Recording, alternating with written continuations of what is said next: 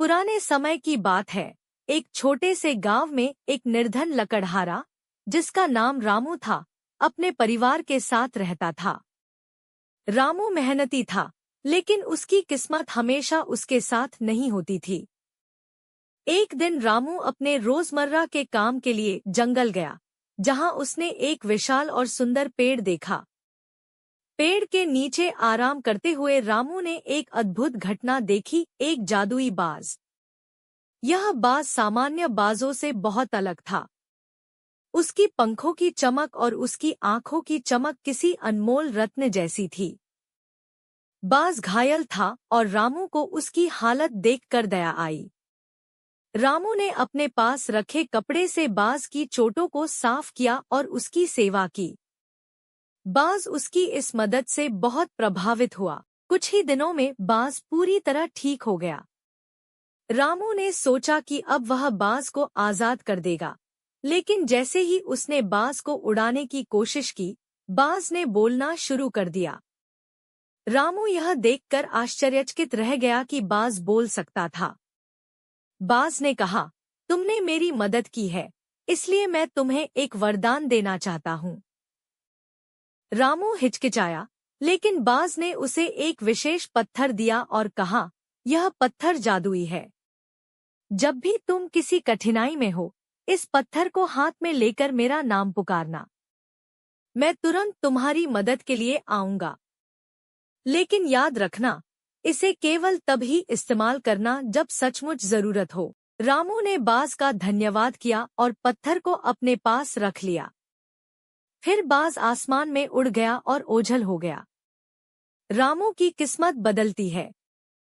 कुछ दिन बीते और रामू अपने सामान्य जीवन में वापस लौट आया। उसके जीवन में पहले जैसी ही कठिनाइयां थी, लेकिन उसने बाज के दिए हुए पत्थर का उपयोग नहीं किया। एक दिन गांव में भयानक अकाल पड़ा और रामू के परिवार को खाने पीने की कमी होने लगी। मजबूर होकर रामू ने जादुई पत्थर निकाला और बाज को पुकारा। क्षण भर में वह जादुई बाज उसके सामने प्रकट हुआ। बाज ने पूछा, क्या समस्या है, रामू? रामू ने कहा, मेरे परिवार के पास खाने को कुछ भी नहीं है। गांव में अकाल पड़ा है और मैं उन्हें बचाने के लिए कुछ नहीं कर पा रहा। बाज ने अपनी आंखें बंद की और थोड़ी देर बाद अपने पंखों को हिलाया। अचानक रामू के सामने एक बड़ा थैला प्रकट हुआ, जिसमें अनाज, फल और सब्जियां भरी हुई थी। बाज ने कहा, यह तुम्हारे परिवार के लिए है, लेकिन इसका इस्तेमाल समझदारी से करना। यह अनाज कभी खत्म नहीं होगा, जब तक तुम इसे जरूरतमंदों के साथ बांटोगे। रामू ने उस थैले का सदुपयोग किया। वह रोज अपने परिवार के लिए खाना निकालता और गांव के अन्य गरीब लोगों को भी उसमें से कुछ देता। थैला सचमुच जादुई था और उसका अनाज कभी खत्म नहीं हुआ। गांव के लोग रामू की दयालुता से बहुत प्रभावित हुए और उसे आदर देने लगे। लालच का जाल। कुछ महीनों बाद रामू की आर्थिक स्थिति भी सुधर गई और उसका परिवार सुखी था। लेकिन धीरे धीरे रामू के मन में लालच पनपने लगा। उसे लगा कि अगर बाज इतना शक्तिशाली है, तो वह उससे और भी बड़े वरदान मांग सकता है। एक रात उसने पत्थर को फिर से निकाला और बाज को पुकारा। बाज प्रकट हुआ और पूछा, क्या अब तुम्हें और मदद चाहिए, रामू? रामू ने कहा, हाँ, मैं चाहता हूँ कि मेरे पास सोने चांदी के ढेर हों, जिससे मैं सबसे अमीर बन जाऊं।